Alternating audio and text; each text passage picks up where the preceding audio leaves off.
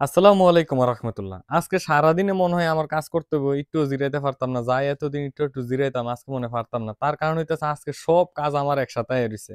যেমন আপনার যেমন আমার প্রতিদিন কিন্তু গরুর ঘরে কাজ করা লাগে। এখন অল্প কয়টা গরু, এইজন্য একটু কাজ কম। তারপরেও গরু প্রতিদিন আমি যেহেতু একা মানুষ, আমি নিজেই করি। গরুর খামারে কাজ করা লাগে। এর পাশাপাশি কয়েলটাও আমি একা কাজ করি। তো আজকে কয়েলের পাশাপাশি যেমন আপনারা অনেকে জানেন আমি কৃষিকাজও করি। তো আজকে ৩ দিন আগে ধান কাইটা রাখছি, ধান আনতে পারি না, লোক পাইতাছি না। তো এই ধানও আনতে হইব এবং কিছু কোয়েল পাখির অর্ডার আছে, ওই লোকেরাও আইতাছে এবং নতুন কোয়েল পাখির বাচ্চা ফুইটা মেশিনের ভিতর রইছে। কাজের জন্য আমরা ব্রুডিং এ দিতে পারি না। তো আজকে সকাল তো এই আগে গরু ঘরে কাজটা সাইরা নিব। সকালে আসছি। আর এখন গরুর খাবারটা আগে তাড়াতাড়ি দিয়া দেই। মা আমার আম্মা পরে দিয়ে খড় দিয়া দিব।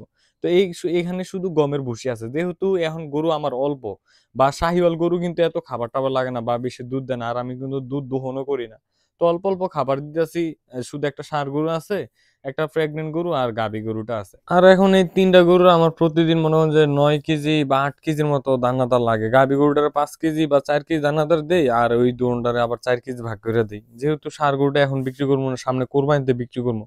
আর এটা যেহেতু দাঁতে না, এটা বিক্রি করার এত চিন্তা ভাবনা নাই। তো যাই হোক, এখন খাবার দিয়ে দিতেছে। আর ওই যে বড় ভাইরা আজকে ২০-২৫ দিন আগে কয়েল পাখির অর্ডার দিয়ে গেছে, তাদের পাখিটা দিয়ে এরপরে তাড়াতাড়ি যাইতে হইব, পাত্রে যাইতে হবে। এবং ভাইরা আইসা ভিডিও করতেছে যে আমি কি করি না করি, অনেক কিছু জিজ্ঞাসা।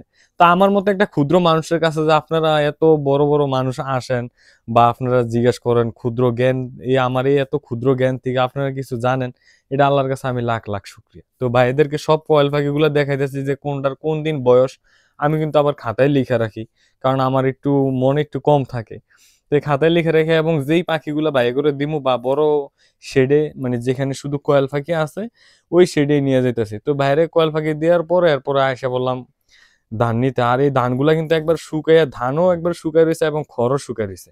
এবং এই এখানে একটু বাস্তব কথা বলি, আমরা অনেকেই ভাবি শুধু গরু পালন করলেই লাভ আছে, গরু পালনের উপর নির্ভর করি। কিন্তু আসলে এরকম যারা ভাবে বা যারা গরু পালনের উপর নির্ভর করে শুধু গরুই পালে, তাদের খামার কিন্তু কোনোদিন উন্নত নয়। একসময় দেখবেন যে তারা বিলুপ্ত হয়ে যায় বা মানে খামার ছাইড়া দেয়। তার কারণ হলো শুধু গরুর উপর নির্ভর করলে আপনার খামার উন্নত হইব না।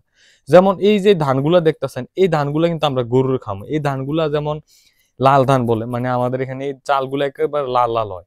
এই ধানগুলো আমরা শুধু বর্ষাকালে, মানে বর্ষাকালে হয়, কারণ আমাদের এই বিলের পুরাপুরি বর্ষা থাকে।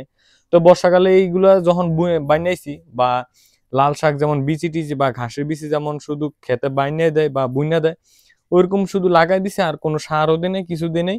ওই পানি গেছে, এই মানে ধানগুলো হয়েছে। কিন্তু আগের থেকে যেমন এখন এরি ধানের থেকে এই ধানগুলো একটু কম হয় বা শুধু আমরা খড়ের জন্য করি, খড়ও ভালো পাওয়া যায়। যেমন এখন কিন্তু খড়ের দাম অনেক বেশি। এই ধানগুলো আমি কষ্ট বেশি লাগাইছি, এগুলো দিয়ে আমি গরুর যাও করে খাওয়াইতে পারবো। আর খড়টা আমি খাওয়াইতে পারবো, যেহেতু খড় দিয়ে আমি গরু মোটা তাজা করি, আমি কিন্তু ঘাস করি না। আর এই যে ক্ষেতটা দেখতেছেন, এটা কিন্তু আমার একসময় ঘাসের জমি ছিল। আর এই ক্ষেতটা কিন্তু অনেক দূরে। এই যে মানে সামনে যে গাছগুলা দেখতেছেন, সামনের গুলো না, একেবারে পিছনের গুলো, ওইটা হলো আমাদের রাস্তা বা ওইখানেও আমাদের বাড়ি। তো এখান থেকে এই পোজাটা নিতে প্রায় ১০-১৫ মিনিট সময় লাগে। আর এখান থেকে যদি ৪০ কেজি নিই, ওইখানে যাইয়া প্রায় ৭০ কেজির মতো লাগে। তো যাই হোক, একা মানে জ্যাঠাও আছে, ছোট ভাই আছে। আর আমি, আপনারা অনেকে ভাবছেন যে আমি প্রতিদিন ভিডিও দিতে পারি না কা। দেখেন আমার কিন্তু ভিডিও করার মতো কোনো মানুষ নাই। যে ছোট ভাই আছে, পড়ালেখা করে। এখন যদি আমার ভিডিও করতে যায়, তার পড়ালেখার মানে সমস্যা হয়। তো যাই হোক, মানে ছুটি যেদিন থাকে এদিন ইয়া করে। এরপরে যদি বন্ধ, মানে যদি স্কুল খোলা থাকে, তাহলে ভিডিও করতে পারি না। আর সব একা করি, তো মানে সময়ও কুলাইতে পারি না।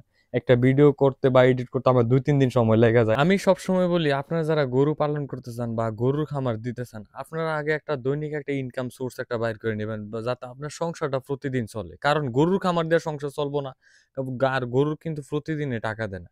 এই ক্ষেত্রে অনেক জনে কইতে পারেন, ভাই যদি গাভী ফালি তখন তো প্রতিদিন দুধ পাইতাছি, প্রতিদিন বাজার দুধ বিক্রি করবো। কিন্তু গাভীর খামার ১০০ জনের মধ্যে একজন সফল হয়, যার পর্যাপ্ত পরিমাণে অভিজ্ঞতা থাকে এবং ওই খামারে যাতে কোনো ডাক্তার না আসে এবং সে যদি নিজে পরিশ্রম করতে পারে, ওই একজন মানুষই কিন্তু আপনার সফল হইতে পারে। কিন্তু যারা এই বেশিরভাগ মানুষ মানে লস খায় বা এই পরবর্তীতে গাভী প্রথম টাকা মানে গরম টাকা এরপর যখন ৩-৪ মাস জায়গা, তখন বুঝতে পারে যে আসলে গাভীর খামারে কোন দিক দিয়ে লস হইতাছে। ঠিকমতো বাচ্চা কনসিভ করে না বা দুধের ইয়াটা বুঝে না বা তার যে যত্নটা ওইটাও কিন্তু বুঝে না। তো যাই হোক, ওইটা নিয়ে আমি পরে কথা কমু। কিন্তু এখনকার সময় সবচাইতে নিরাপদ এবং লাভজনক হলো গরু মোটা তাজা। আবার মোটা তাজাগুলো কোন গরু দিয়ে কইতে পারেন? তাইলে দেশি গরুগুলা কিন্তু এগুলো রোগবালাই খুবই কম। যারা নতুন গরু পালবেন ৪০, ৫০, ৬৫ বা ৭০ উপর গরু কিনবেন না। এর ছোট, ছোট গরু দেশি গরু বা শাহিওয়াল গরু দিয়ে শুরু করেন। এর পরবর্তীতে আস্তে, আস্তে বড় গরুতে যাইয়েন। আর এখন কিন্তু ছোট গরুতেই লাভ বেশি। তো যাই হোক এই ধানগুলা যে নিতাছি এখানে আমার প্রায় খড়টাও আইয়া পড়ছে এবং গরুর যেই খুদরা বা যেই ধানটা আমরা খাওয়াই এটাও কিন্তু আমার হয়ে যাইতাছে। তো এখানে কিন্তু আমি যদি খড় কিনতে হইতো বা এই ধানগুলা বা খুদগুলা কিনতে হইতো আমার কতগুলা টাকা যাইত। তো এখান থেকেও কিন্তু আমার একটা সেভ হয়ে যাইতাছে। আর যে রোদ পড়ছে শীতকালের রোদ কিন্তু খুবই মারাত্মক। আর এখন কিন্তু মানে শেষ হয়ে গেছে মানে দিন শেষ হয়ে যাওয়ার পথে প্রায় ৩টা বাইজা গেছেগা। সবাই কিন্তু গেছেগা শুধু আমরা রইছি। তো যাই হোক আমার ছোট ভাই জেডা আর আমি আছি। তো এইটা যেহেতু শেষ পর্যায়ে একটু বড় কইরা নিতেছি, জেডা অনেক মানে কথা কইতাছে যে, "একদিন কাজ করে কি আর করতি না? গারো ব্যথা হবে।" তো আমি কইলাম যে, "আর দেন ইনশাআল্লাহ দিলে যদি বাড়িতে নিয়া ফালাই তাহলে যেহেতু আমার কাজ, ১ ফোঁজা যদি বা ১ আঞ্চা যদি খের একটু ধান একটু বেশি নিই, তাহলে তো এটা তো আমারই লাভ। পরবর্তীতে আবার কালকে ইয়া করমু।" তো যাই হোক এই রশি যেটা নিছি এটা কিন্তু আটতাছে না। তো জেডাও অনেক রাগারাগি করতাছে যে, "এতুটি নেওয়ার দরকার নাই।" তো একটু কমায় নিলাম। কমায় নেওয়ার পরে এই ফোঁজাটা কিন্তু আমার নিতে অনেক কষ্ট হইছে। শেষ ফোঁজা তো। একটু ধানও বেশি নিছিলাম এবং ঘাড়ও মোটামুটি খুবই ভালো একটা ব্যথা পাইছি। ঘাড়-মাড় লাড়াইতে পারি নাই পরবর্তীতে। তো যাই হোক জেডাই বারবার কইতেছিল যে, "নিতে পারবি নি, নিতে পারবি নি।" তো আমি কইছি, "না নিতে পারবো। আলহামদুলিল্লাহ এটা নিয়ে কিন্তু ভালো করেই বাড়িতে আসছি।" তো যাই হোক এখান থেকে কিন্তু আমার বাসা অনেক দূরে অনেক। আপনারা মানে দেখলে বুঝতে পারবেন যে কতটুক দূরে। যে ব্রিজটা আছে, ব্রিজটা থেকে প্রায় কিন্তু এখান থেকে ১৫-১৬ মানে ১৫-১৬ মিনিট হাঁটা লাগে। তো ওই যে সামনে যে ব্রিজটা আছে বা আমার আপনারা অনেকে আমার লোকেশন বিচারেন। এই যে ব্রিজটা আছে, এই ব্রিজের সাথেই কিন্তু আমার বাড়ি। বা এই যে ঘাসের জমিগুলা দেখবেন এটাও কিন্তু ইয়া। তো আলহামদুলিল্লাহ এই ধান নিয়ে আসলাম। আসার পরে আমার ঘাড়-মাড় এত ব্যথা করতেছিল। আর এই যে হাঁটতাছি মানে আল্লাহর কাছে কইতেছি যে, "আল্লাহ তাড়াতাড়ি যাতে বাড়িতে যাইতে পারি বা বাড়ির একটু কাছে আইনা দাও।" খুবই কষ্ট লাগতাছিল। তো যাই হোক আলহামদুলিল্লাহ নিজে পরিশ্রম করি বিধায় আজকে ৳২ দেশে থেকে ইনকাম করতে পারতাছি। দূর দেশে যাওয়া লাগে না। তো আমার প্রবাসী ভাইয়েরাও যারা আছেন আপনারা সবসময় চেষ্টা করবেন যে গরু খামারের পাশাপাশি বিভিন্ন কাজ করতে। আগে গরু খামারের আগে অন্য একটা ব্যবসা ধরবেন। যাতে দৈনিক একটা আপনার সংসার খরচ আইসা পড়ে। এরপরে গরুর খামার করুন। গরু একটা হলো জীবন্ত ব্যাংক। আপনি ব্যাংকে থেকে যদি টাকা জমা কইরা আবার তুইলা ফেলেন ওই ব্যাংক কিন্তু কোনদিনও ভরবো না। তো যাই হোক এখন বাচ্চাগুলো আপনার যেই এই ইনকিউবেটর বাচ্চাগুলো এগুলো প্রায় ২৩ ঘন্টার মতো হয়ে গেছে গা। কালকে রাতের থেকে ফুটা শুরু করছে। এখনো ইয়া কালকে ১টা থেকে ফোটা শুরু করছে। এখন প্রায় ৫টা বাইজা গেছে। তো যাই হোক অনেক দেরি হয়ে গেছে গা। আর আপনারা যদি কেউ কোয়েল পাখি নিতে চান আমার সাথে আপনারা যোগাযোগ করতে পারেন।